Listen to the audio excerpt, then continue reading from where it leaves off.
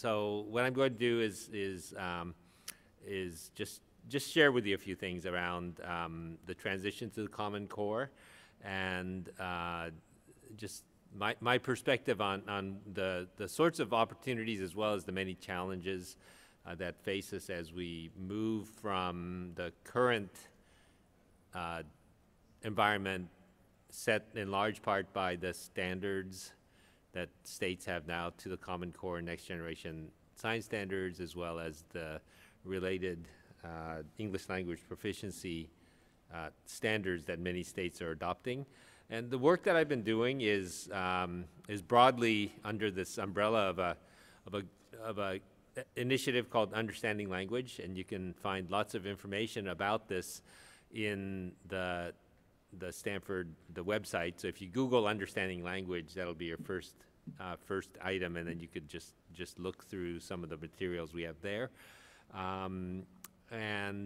We've been doing this now for about 2 years. It feels like 2 very long years. And it's been a vehicle for communicating to the field the ways in which language is privileged in some ways, or highlighted in the way in which math and English language arts and science are characterized in the new standards, and that those provide both enormous challenges because the tasks associated with assessing them are going to be much more sort of language demanding or language heavy. And that goes for regardless of, I mean, this in some ways Common Core is agnostic as to the language of instruction, right? And so that goes as much for bilingual dual programs as it does for English-only programs. The expectations of the role of language is going to change. And in trying to communicate this, I've come up with a new way of characterizing it. This is in some ways the old problem that those of us who try to bring language and academic content together have had, and I call it the two Cyclops problem. And I have a friend he's not Cyclops, but he had an optic nerve infection, and unfortunately he lost vision in one eye, and so he became sort of basically Cyclops. And one of the first things he did, he has a boat. He likes to go sailing. He has a boat, and one of the first times he got off the boat, after he was able to get on his boat after he lost vision in one eye, was he reports this experience of trying to get off the boat, and he knew exactly where the dock was and so forth, and he stepped out, and as he stepped out and started going towards the dock, all of a sudden everything changed, and he was totally far away from the dock, and he barely sort of just landed face flat onto the dock. And basically the reason why we have two eyes is that the two eyes gives us a lot of extra information. Even though what comes into both eyes are very similar, they're slightly displaced, and our brains are able to take advantage of that sort of slightly different information to get more meaning and more depth out of the information we get. And so I kind of characterize the way in which we've been doing education in the old paradigm as sort of a two Cyclops problem.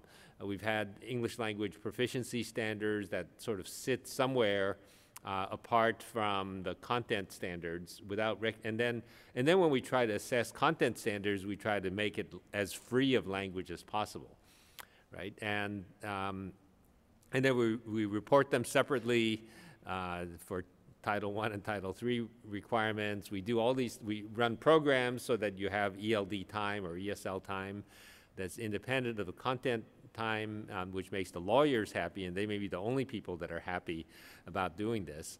But so we have a system in which we sort of try to create the two Cyclops. And the Common Core really gives us an opportunity to try to move away from it, because many of you have probably seen this slide before. I talked about this last year at NABE in trying to communicate this, to say that the old paradigm really saw the overlap between language and content as mostly grammar and vocabulary, and in The new paradigm, we're really shifting to talk about discourse and about the complexity of text and how students engage with text, how they engage in explanations and argumentation and science, think about the purpose of a text, the difference between a speech versus an informational text and so forth.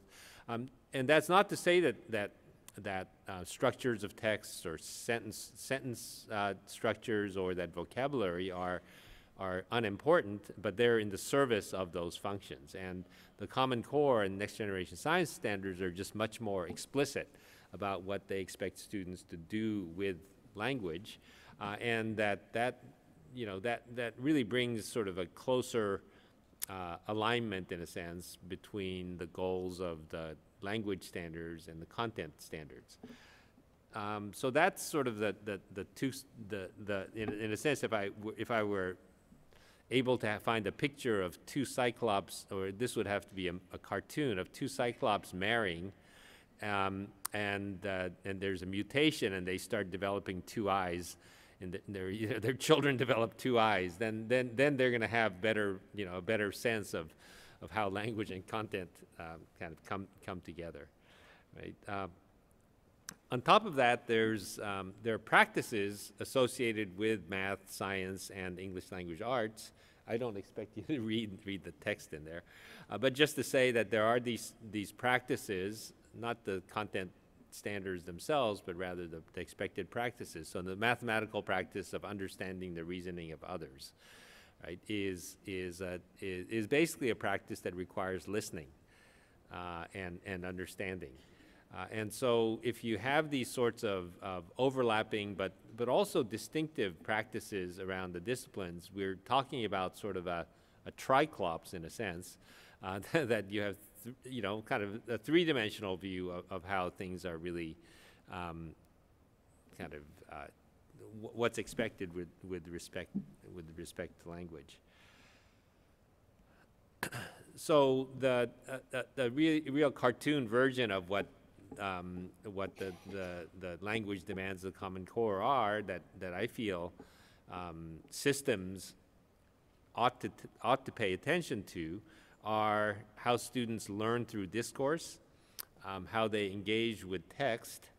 So, what kind of note-taking do they do? What sort of graphic organizers and so forth? What sort of engagement with text do students engage in? And how do they write about evidence, reasoning, and argument? Right? So go look at the Smarter Balanced or the PARC sample assessments in math, and performance items are much more than solving the problem. They're about writing about the reasoning or the thinking that went into and justifying what happened.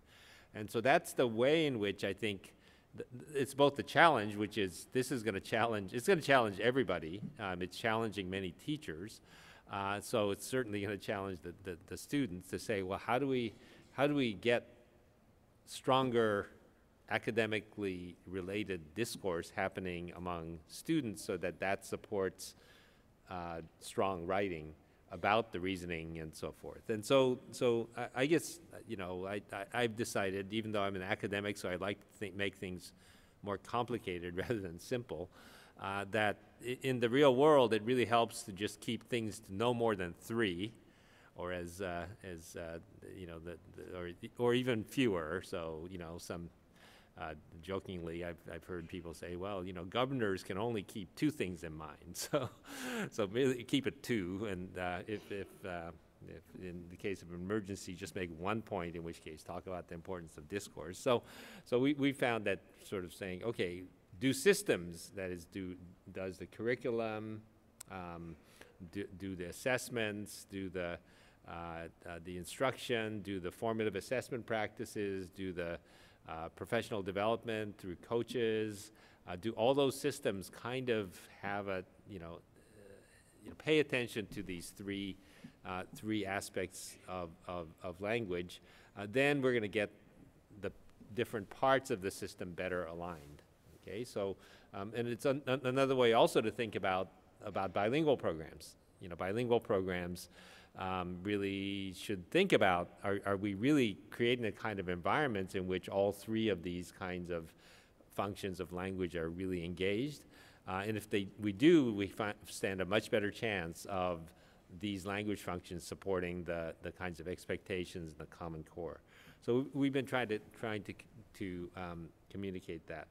And I have this up here just because I am more theoretical than anything. But you know, there are these sort of, I mean, I think of this as basically the in practice equivalent of what academics try to do when we talk about the role of language and how they're related to the sociocultural settings in which language gets used, and also how people basically use language to do things. So these are just three books, one by Noam Chomsky, the other by John Austin, and the third is a Center for Applied Linguistics volume that brought together some social scientists around the bilingual issue.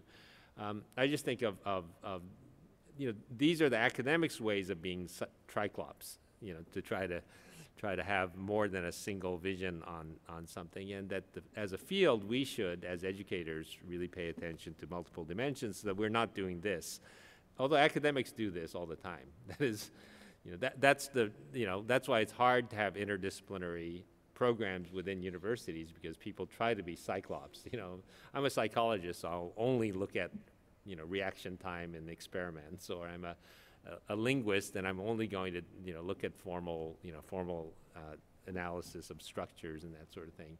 And it really pays to try to say, okay, well, let's try to think about multiple interdisciplinary kind of ways of looking at it. If any of you are interested, I just put out a draft paper with a postdoc named Rebecca Green, and we wrote an academic paper that tries to define a new field of linguistics called, we're calling it epistemological linguistics. And it's really the linguistics around epistemology, or knowledge and knowledge structures. And we try to sort of lay out the kind of an argument for why academics also need to start focusing on multidisciplinary ways of thinking about how language and knowledge come together. It's still in draft form, but if any of you are interested, just email me and I'll be happy to share with you a copy of it. I'll promise you that it's really dense and it has a very academic feel to it, but I'm happy to share it with you. So in the policy world, one of the triggers that, some of you probably know, I've been involved in federal policy since the early Clinton administration, or before that even. And so I've been sort of a student of federal policy around ELLs and so-called limited English proficient as in federal law for some time. And so I'm kind of interested in events that happen in policy that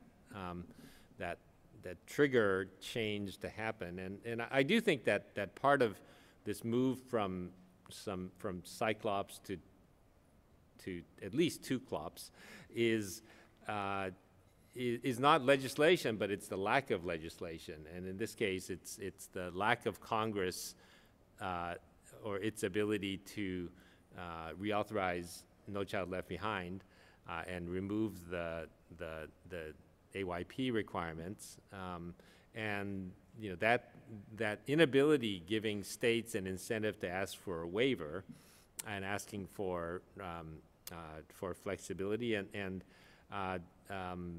so these are all the states that have applied for and received waiver. The green states are the ones that are in process of. Sadly, the state that Ewan and I are from is that white one to the left. So California hasn't received the waiver, although there's a group of breakaway districts renegade districts within California that have gone ahead and gotten their own waiver. But basically everyone's trying to get away from the waiver. And one of the conditions for the waiver that was really important, this is the waiver document, is the word correspond, which said that in order to receive a waiver, the state had to adopt a set of English language proficiency standards that correspond to the Common Core. right? And what that meant was that's that piece, that's that overlap between language and content. Right? So the regulation was very explicit to say that this correspondence has to be demonstrated in the new standards, which is, in the policy world, a big deal, right? This really says you have to you have to somehow bring these two standards, and the Common Core is already adopted, and so this just basically meant the English language proficiency standards have to be rewritten or adopted and demonstrate correspondence. So that led to kind of what does correspondence mean, so a lot of people looked for what correspondence means. This is the Home Depot's version of what correspondence would mean, and there's a very important document called the ELPD framework that the Council of Chief State School Officers puts out. And so if you want to find this document, just Google ELPD CCSSO and you'll find it. And it's a document that was developed by a bunch of people. Some of you will be familiar to you. Aida Walke was involved in the development of the document. Guadalupe Valdez was involved in it. Gary Cook and Mariana Castro from WIDA were involved. And it was basically people who looked at the Common Core. Several of the authors of the Common Core were also involved in this. Susan Pimentel, who was the lead author for the ELA standards, and Phil Darrow, who was involved with the math standards, and Judith Moskovich, who works on ELL and math, was also involved. They basically looked at the Common Core and said, what are the language demands? And they articulated the parts of the core that had language demands. And this document, while it's a very, it's a pretty standardsy, if you like reading standards,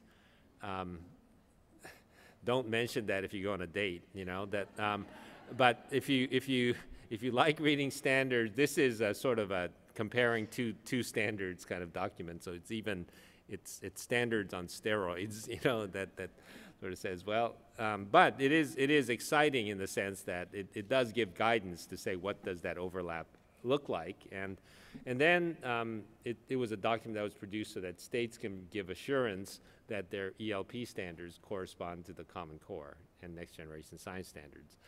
And that set of standards was adopted. There's a very exciting new set of standards that the state of Oregon, Washington, and about 10 states have adopted in common, that was developed directly off of this framework. And so it looks very much like, so you show those standards to a content teacher, and they can appreciate it. Unlike most ELD standards, where if you show that to a science teacher, they'll sort of say, "Oh, that's not about me," and they sort of set it aside. So at least it's a characterization of language that really speaks to the Common Core. That's how it was designed. So that was very, very helpful. And anyway, that's all I'm going to say about the Common Core. The work that I'm doing right now is trying to communicate some of this to the field, and we offered this new acronym, MOOC. How many of you have heard of this acronym MOOC? Right. Okay, that's not yeah, quite a few. Anyway, so it stands for Massive Open Online Course. So it's you've read articles about it. You may not have seen the acronym, but it's about free online courses that universities have started developing and offering as a way of making university content available to to the masses, so to speak.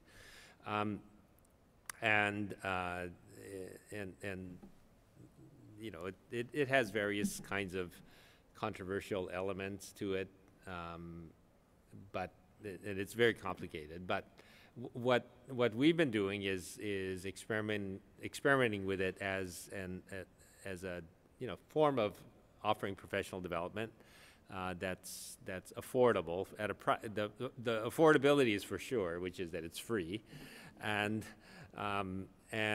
but we're kind of using it basically as a vehicle for collaboration. We're trying to use it to collaborate with school districts and with states. We're trying to use it to collaborate with other universities in co-developing courses. It's a great vehicle for collaboration because it's online. It's driven by content, and if used in the right way, it could really be a great way of collaborating. So I've worked with Jeff Zweers, who's on the left corner. Many of you probably know Jeff Zweers from his work in academic language and academic conversations. And Jeff works with us, and then Sarah Rutherford Kwok, who many of you probably don't know, but you will know about her soon. She's a great recent doctoral person, or whatever. I wouldn't say doctoral candidate. She got her doctorate. Recent PhD from Stanford, who worked with me and with Ray McDermott and others on student discourse, and the two of them, by the way, are funded by the OELA NPD grant. So that's it's part of their national professional development work. And so we offered this pilot MOOC. Did anyone here register for this class? Yay! How many hands? Okay, quite a few. That's great. I counted at least 6. So you were 6 of 9,000 that registered for this course.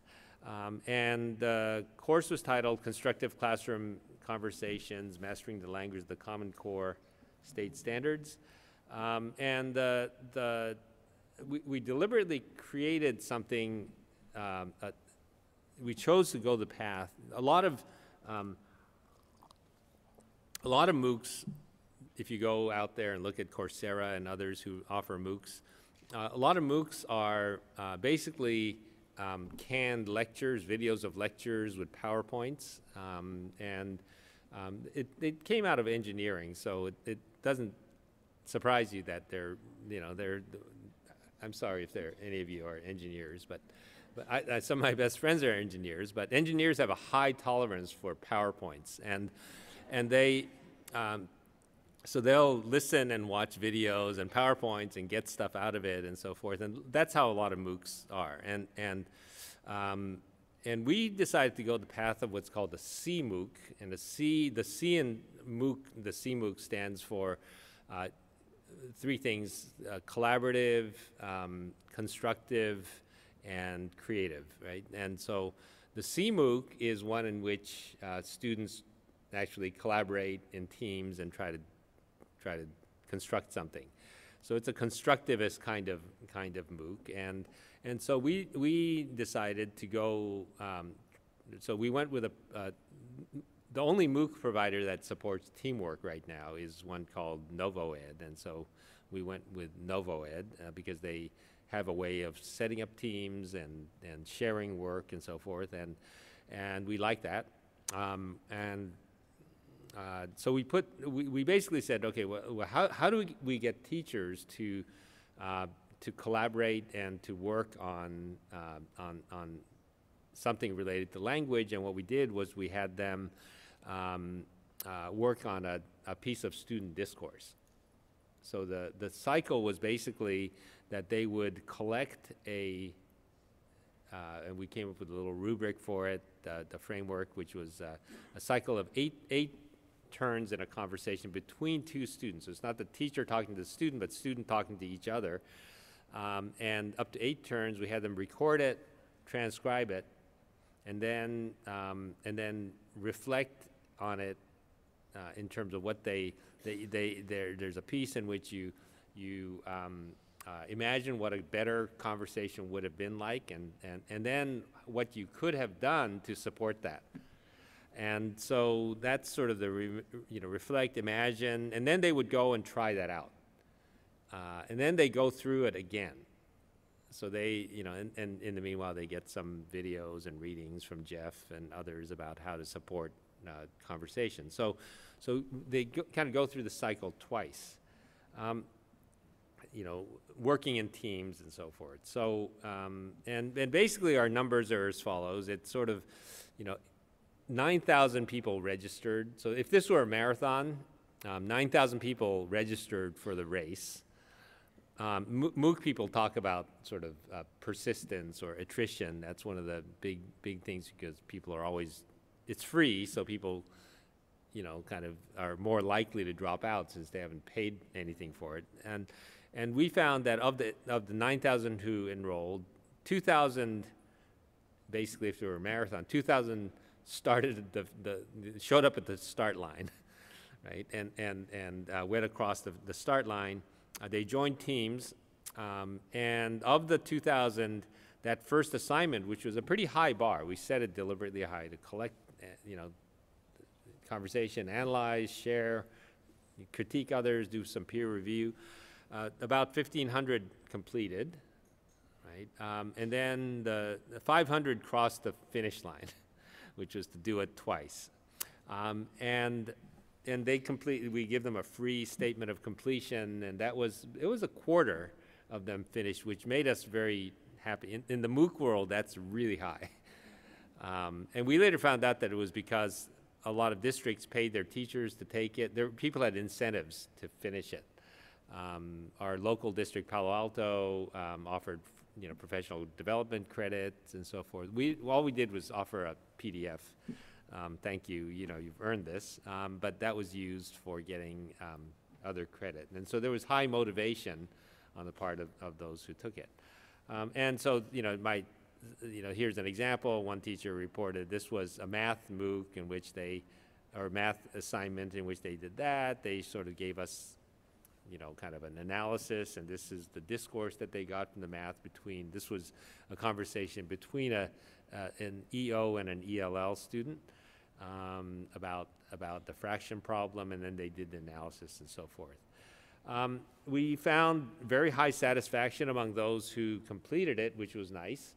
One of the nice things about MOOCs is that it gives you lots of analytics, and so we get, you know, very high evaluations, but somehow the evaluation is a little bit fake because it's among the 500 who survived. So of course they were happy with it because they finished it and they got what they needed. And so we got nice evaluations from them. We didn't hear from the other, you know, 8,500. So actually we did hear from the other 8,500 in some very positive ways, which is quite a few coaches and people and district leaders who were sort of just listening in on the class contacted us afterwards and asked us to rerun the MOOC and so forth. And so we're, on March 6th, the same MOOC is being rerun. Just come and find it online at the request of Seattle and New York City. And they're supporting their teachers going through the MOOC cycle. So we're going to be offering that again, also with renewed or with, we had lots of bugs because of the first time around, so this time it'll be smoother. So I think this is my last slide. 5 minutes, great. So this is going to give you a picture of where we're going with this, which is that the other thing I mentioned, that we see MOOCs as a vehicle for collaboration. And one of the things we started doing was we heard from districts like Seattle, New York City, Los Angeles, San Francisco, Oakland, and they're basically interested in collaborating with us in the MOOCs, not just as users of it, but also in creating content. So one of the rarest things you'll find on the web are videos of students talking to each other. You'll find plenty of videos of teachers teaching, but you'll see very few examples of students engaging and students talking. And so we're collaborating with districts. Basically what we're saying is we'll tailor the MOOCs for you if you'll help us collect good examples of students talking. And districts are also motivated to have videos that have students that look like their students. So Seattle, for example, said, you know, we like your videos, but they kind of look like Northern California kids. And we have, Somalis, and we have a different, higher Asian population. We'd really like student population that looks more like our kids, right? And so we're collaborating with them this time to videotape some of their students, and we'll get the permissions and so forth and put them up in subsequent MOOCs. And so there's that collaborative nature.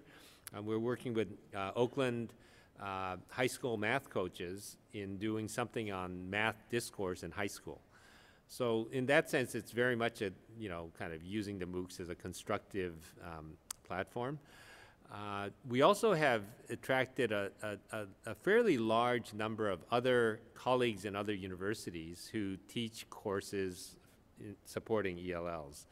And so we're basically establishing an agreement among the universities where if you provide and offer a course through this collaborative, then you would have access by permission to content that's produced by others. So it's kind of a common library of resources that could be used to build MOOCs. And so there's sort of a collaboration happening there. And then the other part, so the MOOC mosaic is basically saying we've got lots of collaborations with both with districts. In some cases, we have some emerging collaborations with states. And so we're going to have this mosaic of MOOCs. So think of a MOOC as being the tile of one of that goes into that sculpture there.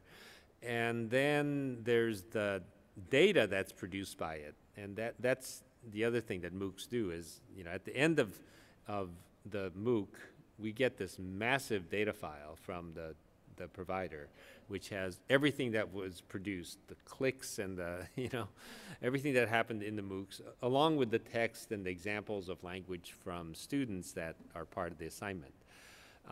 So what we're doing now is we're organizing to organize the data so that we have, we basically will have lots of data of student discourse, we'll have data of students' engagement with text, we'll have examples of student writing. So it's just it's going to be the Amazon or the Google of texts. And so that's a separate research effort, but that research allows you to, those things will have Yelp-like ratings of the conversations and so forth. And we'll also have traffic patterns so that people, how people use them and look at them, how they share them with others. We'll be able to identify the ones that teachers find appealing or interesting. Oh, here's an interesting one that I can learn from, and I want to share that with E or whatever. So we'll have that and analysis of the text properties, which natural language processing, the NLP, allows you to do, and basically that kind of database helps improve the MOOCs.